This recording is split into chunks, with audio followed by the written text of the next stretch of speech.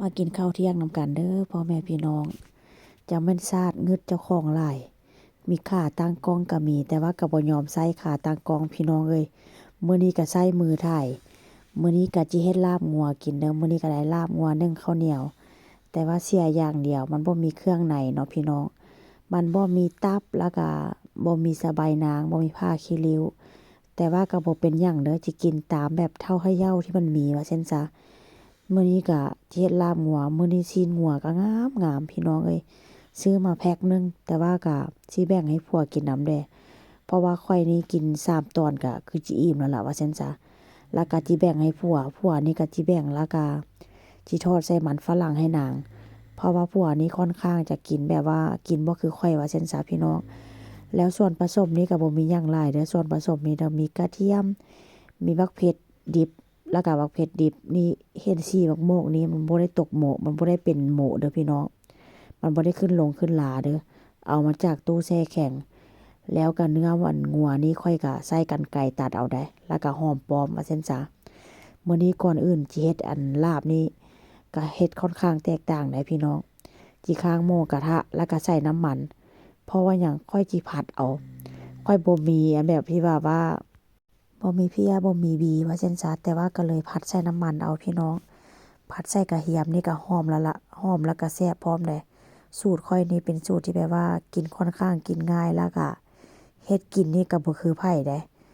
แต่ว่าก็ลองเฮ็ดเบิ่งเด้อพี่น้องเฮ็ดแบบที่ว่าข้อยเฮ็ดนี่นะบอกได้เลยว่าแซ่บแต่ว่าเห็นนี่ก็เห็นบ่หลายเด้อค่อนข้างจะเป็นแบบสีแบบอันกองทรายได้จักหน่อยพี่น้องเพราะว่าอันเอามือจับโทรศัพท์แล้วก็ถ่ายทั้งที่ว่ามีขาตั้งกล้องก็ย้อมลืมนะลืมว่าตัวเองมีขาตั้งกล้องพี่น้องเพราะฉะนั้นแล้วก็มือข้างหนึงก็ผัดเนื้อไปมือข้างหนึงก็ถ่ายวิดีโอไปว่าซั่นซะจั่งแม่นซาดถ่ายแล้วจะค่อยมาคิดพอว่าตัวเองมีขาตั้งกล้องแล้วผัดไปจนมันสุกพู้นแหละพี่น้องแล้วค่อยก็บ่ได้ใส่หยังหลายเดี๋ยวนี้เด้อค่อยก็สิใส่อันปลาร้าแซ่บไหม แล้วก็ใส่เกลือใส่ผงนัวหรือว่าแป้งนัวข้อยก็บ่ได้ใส่หยังหลายได้ใส่แค่นี้เพราะว่าหยังเพราะว่าก็คือว่าหั่นแหละข้อยกินอาหารเช้าแดเนาะข้อยก็บ่อยากกินแบบว่ารสจัดหลายหั้นน่ะว่าซั่นซะแต่ว่าส่วนหลายเด้อพี่น้องบางคนนี่อาจจะกินแบบว่ากินดิบแต่ว่าข้อยนี่เป็นคนที่แบบว่าบ่ค่อยกินเนื้อดิบพวกปลาดิบพี่น้อง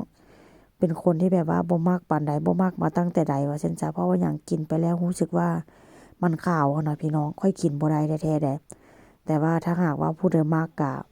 แล้วแต่เขาเจ้าว่าซั่นซะพี่น้องกับข้าวกับน้ำต่างคนต่างกินก็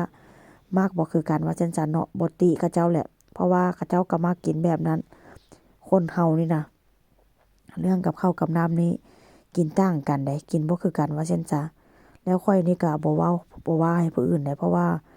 เขาเจ้ากินแบบนั้นแต่ว่าข้อยกินแบบนี้ข้อยก็อันจักสิว่าจั่งใดอันบ่ว่ากันว่าซั่นซะแล้วมื้อนี้ก็สิใส่เกลือใส่ปลาแดกแซ่บใหม่พี่น้องปลาแดกนี่กำลังสิไปใส่ก็เหี่ยใส่ถ้วยแต่ว่าก็แซ่บคือเก่าหั่นล่ะเนาะข้อยเป็นคนที่แบบว่าถ้าเฮ็ดกับข้าวกับน้ำนี่บ่เฮ็ดรสชาติจัดจ้านเดะแต่กี้นี่จัดจ้านอยู่แต่ว่าเดี๋ยวนี้นี่บ่แล้วพี่น้องมีหยังก็ใส่เล็กละน้อยมันก็แซ่บแล้วว่าซั่นซะแล้วก็สิใส่ข้าวคั่วนำเด้อ ข้าวคั่วนี่ก็คั่วได้หลายเดือนแล้วล่ะพี่น้องโดนเติบละโดนๆก็สิเฮ็ดกินเทื่อนึงแต่ถ้าหากว่าอยู่ไทยอยู่ลาวนี่น่าจะหมดไวอยู่ดอกเพราะว่าหยังมันสิได้แต่งแจ่วปลาแดกกินแบบว่าบักม่วงแต่ว่าอยู่นี่บักม่วงบ่มีพี่น้องมันก็เลยจำใจที่แบบว่ายังอยู่ได้ดนว่าซั่นซะข้าวคั่วนี่ก็หอมอยู่ได้ถึงแม้ว่าจะคั่วไว้ดนแต่ว่าก็ยังหอมอยู่ว่าซั่นซะหลังจากคั่วจนมันสุกแล้วข้อยก็สิใส่หอมป้อมหรือว่าผักชีลงไป สาระแหน่ก็บ่มีได้มื้อนี้ได้เพราะว่าหยังสาระแหน่ซื้อมาก็หมดแล้วแต่ว่าก็บ่เป็นหยังกินซ้ำนี้ก็แซ่บแล้วล่ะพี่น้องเมนูนี้ตั้งใจที่แบบว่าสิกินโดนเติบละเป็นเดือนตั้งใจก็แต่ว่าไปหาซื้อสะใบายนางไปหาซื้อซื้อตับมันบ่มีแต่ว่าตับอยู่ซุปเปอร์มาร์เก็ตน่าจะมีอยู่